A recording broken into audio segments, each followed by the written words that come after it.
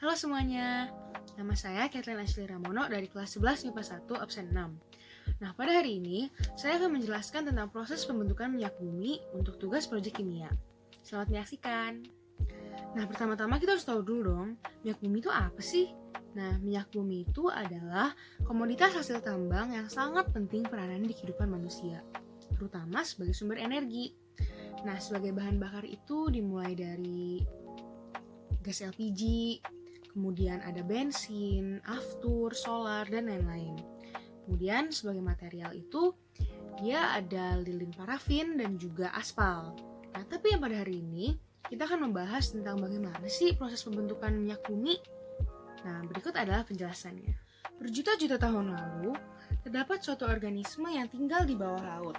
Nah, organisme ini bisa hewan, tumbuhan, atau jasad renek. Nah, kemudian suatu hari, organisme ini mati. Nah, dan sisa-sisa dari organisme ini mengendap di dasar lautan. Nah, setelah sekian lama, sisa-sisa organisme ini tertutupi oleh lumpur. Nah, kemudian lumpur ini berubah menjadi bebatuan. Nah, di lapisan bebatuan ini, suhunya menjadi tinggi dan tekanannya pun menjadi tinggi juga. Nah, karena tekanan yang tinggi dan juga suhu yang tinggi, sisa-sisa organisme yang tertimbun di bawahnya terurai. Terurainya menjadi apa? Terurainya itu menjadi yang sekarang kita ketahui dengan nama minyak bumi. Nah, tidak sampai situ saja. Minyak bumi ini bisa bermigrasi atau berpindah tempat. Nah, biasanya itu apabila ia bertemu dengan bebatuan yang berpori, minyak bumi ini kemudian dapat teresap ke dalam bebatuan berpori tersebut. Nah, kemudian suatu saat nanti itu akan bertemu dengan bebatuan yang kedap.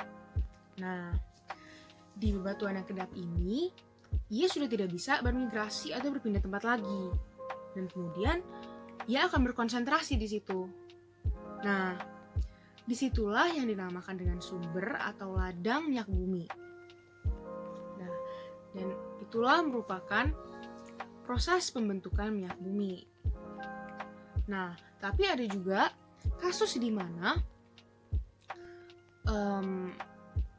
ladang atau sumber minyak bumi ini ditemukan di daratan. Nah, gimana sih hal itu bisa terjadi? Nah, hal ini bisa terjadi karena adanya pergeseran lempeng bumi. Nah, pergeseran lempeng bumi ini menyebabkan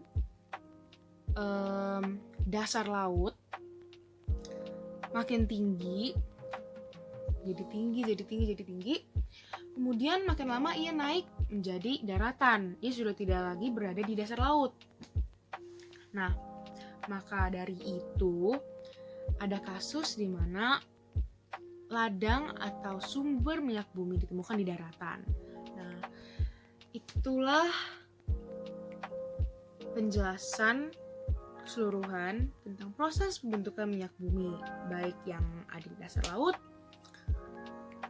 maupun yang kemudian naik berada di daratan. Sekian penjelasan dari saya tentang proses pembentukan minyak bumi. Semoga dapat dimengerti dengan baik, dan maaf apabila ada salah kata maupun kata-kata yang kurang berkenan. Terima kasih.